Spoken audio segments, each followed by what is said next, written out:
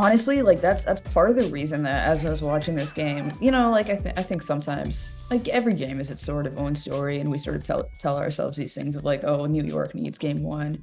But I think tactically, it would have been really good for them to get game one because of the rest advantage that they had, and now Minnesota will get 2 days off to be able to genuinely prepare because I do think one of the stories of the first half, especially like when you look at Minnesota's turnovers and just how easy the Liberty were getting into their offense in the first half, was that it was very clear that the Lynx had just played a different team. Like they were not, it took them a little bit to recalibrate and understand like, okay, this is a different squad right now. Like a lot of, some of like the slips that we're trying to hit, like Beebish just going to be there, and kudos to the Lynx for being able to like recognize all of that so quickly and adapt. But it did sort of feel like this is the one that I hate. I don't want to say it was the one that the Liberty needed because it's just not like that stuff is never true. But at the Right. same time, I think about everything the Liberty did right, and they had the offensive rebounding advantage Cool. 20-5, except the one that mattered the most Except the with clutch one. Alana Smith. Yeah. Well, also shout out another thing. Okay, Alana Smith. I also have to shout out on the Stewie layup. She got there with the help, like, and so did Bridget Carlton. I do think that that impacted Stewie late. Still a layup. Still like, I think like, 7 times out of 10, Stewie still makes that, but she did impact it. The Liberty made 13 threes to Minnesota's 9. They had the 12 to 14 free throw advantage. Again, except for the one that mattered. The bad was they allowed 19 points off turnovers, 42 points in the paint. A lot of that was also Fee later in the game as well. And also Courtney Williams driving to the rim. Um, but I guess, I don't know. I guess I think about the nightmare scenario for the Liberty in this game. Sort of, in some ways, it sort of happened, right? Like Collier shuts down Stewie, plays her one-on-one. Carlton, McBride, Fee on the switches, keep the lid on Ionescu without having to trap her. So in those scenarios, you're worried, always worried with the Liberty. What's going to happen in those scenarios is they're going to start playing one-on-one ball. That's exactly what they did, Yeah. and they just started ignoring John Quell. Yeah. Um, should we get into the offensive execution? Because I think that's that like the lack of involvement of Jonquel late Yep. was, I think, a big story in the collapse.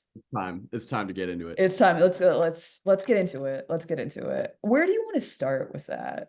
I want to start with a quote I wrote down from Sandy post game. Okay. She said, "They took us out of what we wanted to run. They were really aggressive. They were blowing stuff up. We couldn't get clear passes. We tried to go downhill and they would stunt and get back, and we just got a little stagnant." And I think that was a really, really effective way of putting it. Like that was candid Sandy Brondello. Yeah. Like we were running side to side and we were trying to get downhill and we couldn't do it. And that is when they start over dribbling. And one of the things that stuck out to me in this game is that as great as Courtney Vandersloot has been in these playoffs, as amazing as Sabrina Ionescu is, Mhm. they cannot really create a lot of separation dribbling the ball one on one. And when Sabrina gets into a mode where she's like trying to find that rhythm and she starts trying to play that one on one basketball, especially against a team like Minnesota, that shout out to Nikias Duncan because this was something he was talking about and was another massive element of it. Minnesota's volume of switching was ramped up considerably, Mhm. and Sabrina was just trying to create some space. And on the other side, you've got Courtney Williams and Natisha Heidemann, who are the opposite. They create space. That is what they do. And I don't think Sabrina and Courtney Vandersloot were able to get through that initial pressure, and so they start going east west instead of north south and over dribbling, and it just kind of cratered, and they couldn't get it into John Quell, who had the biggest advantage in that game. Yeah. And also like on the John Quell point too, it wasn't just them. I think it was Sandy's play calling Yeah. too. Yep.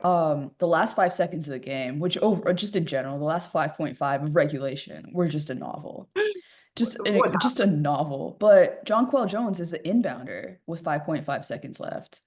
Um, that the first one, I think Caleb McBride fouls Sabrina right away on the inbound.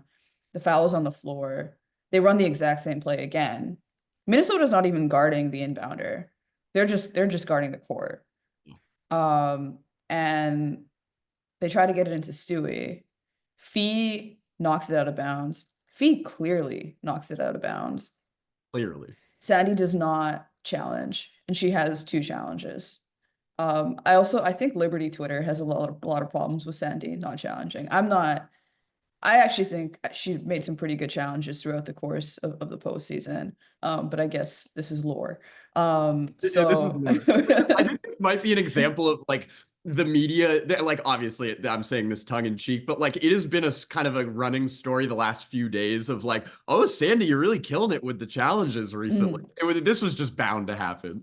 Yeah, right. Like it was like we jinxed her. We jinxed. Everybody jinxed her. Minnesota went small, and I think if you're the Liberty, everybody knows that your advantage is that you are so big. And I don't I think one thing that they can clean up pretty easily if the Lynx continue to switch onto Sabrina is recognizing, okay, now the biggest rim protector is away from a rim. Alana Smith has a very hard job trying to deal with JJ and protect the rim at the same time.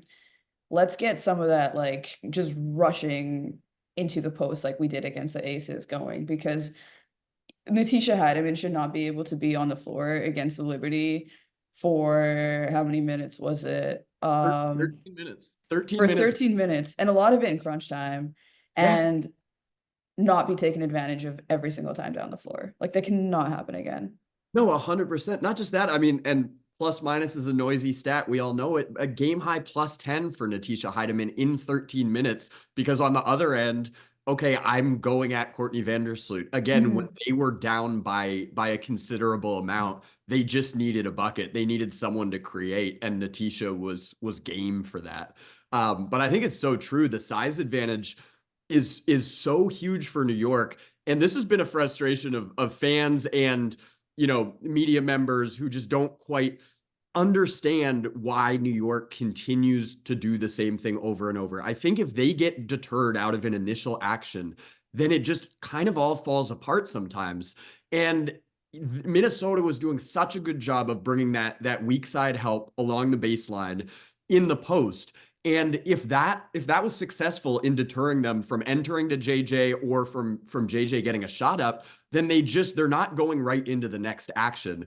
And it really rattled them. Also, I couldn't agree more about the Sabrina floater, a really underrated rough shot. And Leonie Fibic was nails. Like Leonie Fibic, Five threes. she was one attempt away from saving that game for them. Like if she gets the ball there, I have no doubt she probably knocks it down and they Mhm. win the game.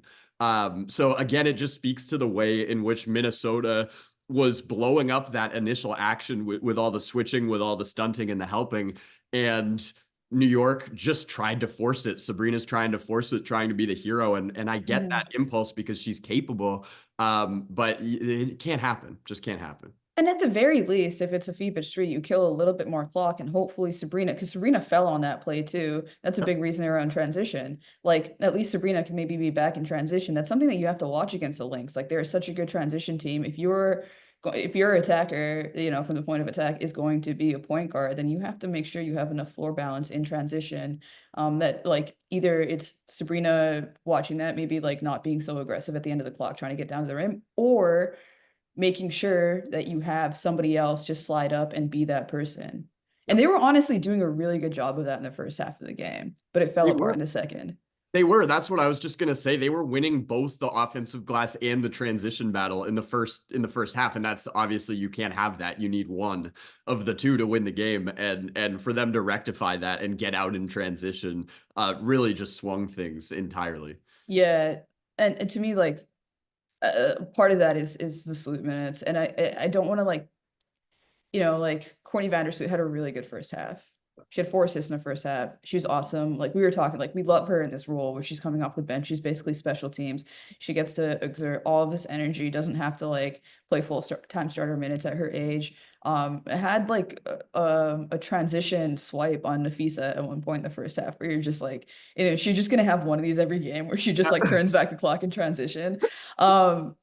In the last 5 minutes and 20 seconds and overtime, I think this is one of the biggest stats. -20. Yeah, That's really rough. That's really really rough. rough. And it speaks to a lot of different like think places where I think Minnesota was able to take advantage of her. First of all, just the second she gets in the game, Heidemann hits a three and she drives to the rim and finds Collier for like a kind of floater, flip it up layup, like one of those like kind of signature Collier Yeah. shots.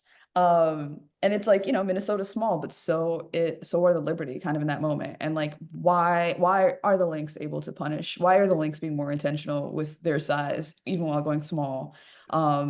And their advantages, I guess, not their size, like because like it's a quickness advantage that Heidemann has over Vandersloot. Um, the Alana Smith rebound, Sloot gets switched onto her, and she has to box her out. And look, man, she tried like hell to box her out. He She did. got a good box out on her, honestly, Great but Alana box. Smith just has a 6'8" wingspan. She just does. There's not a lot that Courtney Vandersloot can do about that, No. like that is just the fact of the situation. Yeah. And that's like one of the plays of the game, but there were a number too. And like from the 323 mark of the fourth quarter to the 138 mark of overtime, the Lynx go on a 14-1 run. All the Liberty have is that Stewie free throw.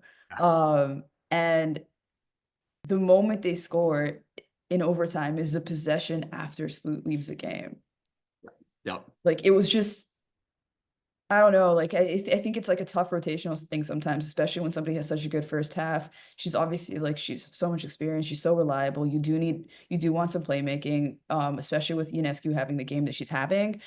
But still, I just felt like the ball was in her hands too much down the stretch, especially like given the size that she was up against. Like I still would have rather had the ball in Vibic's hands or Ionescu's hands to make a decision, rather than Sloot down the stretch. I couldn't agree more. And I think part of that is that Leo, Sabrina are going to command a lot of attention, a lot of swarming bodies, a lot of that kind of initial blowing up the action. Whereas Minnesota is thrilled if Courtney Vandersloot wants to shoot the ball. And Courtney, to her credit, knocked down a three earlier in the game, looked a little more confident shooting, but she is hesitant. Like it's a real set shot at this point. This is not 2021 Sluty, understandably so. And New York is in a really tricky scenario right now where Benijah Laney, who normally Mhm. can get you 20 points, is clearly not 100%, and her offense isn't there, but Mhm. she still feels in that moment like the better option because at least she's not getting targeted defensively, whereas they were going at Sloot relentlessly on the other end. I'm very curious to see in game two whether we see a little more Kayla Thornton, who that fifth player is going to be. I don't think Kayla really solves the issue because, again, you're pretty thrilled with Kayla shooting. And this is Mhm. kind of the point. It really allows Minnesota to go all in on this defensive strategy of switching a bunch, of stunting, and then getting back because you can. You're like, Courtney, if you want to shoot this shot, that's a win for us on this defensive possession. Yeah. Yeah. And I think it kind of speaks to, we all sort of talked about the Liberty fix their depth issues. And I wonder if maybe they didn't fix their depth issues as much as they just drafted Fibic. It, Like it's still okay. like after her, I'm still sort of like this is not in the Arasabli series at all. No. She only played 6 minutes, but like it was a rough six. The second she got into the game, like Kayla McBride looks up, she's like, oh, ooh, the rim. I can go to the rim right now. It's just like, oh, this Like is cool. I yeah, like yeah. this. Yeah. Yeah, no, totally. I think a lot of the great depth additions that New York made were very regular season depth additions. And that mattered because Stewie is way fresher for the finals this year than last year. It allowed them to be able to be more conservative in the minute totals and giving people a day off here and there. Kennedy Burke was solid for stretches of the regular season. Kayla Thornton had a really good first half and then cooled off dramatically in the second half. Niara Sabali, advanced stats, loved her season. But I agree. Like, I don't really think any of them are super playable in this series. And if Benijah's not 100%, that really means that, like, they've got their big four, and Leo is one of those four who, again, just altered the trajectory of this season. I mean, Becky Hammond last series basically said, not quite in such clear terms, but like Leo's the difference. I mean, it's just a team that just added a perfect elite perimeter defender who is a knockdown 3-point shooter and who has no bad calories in her offensive diet.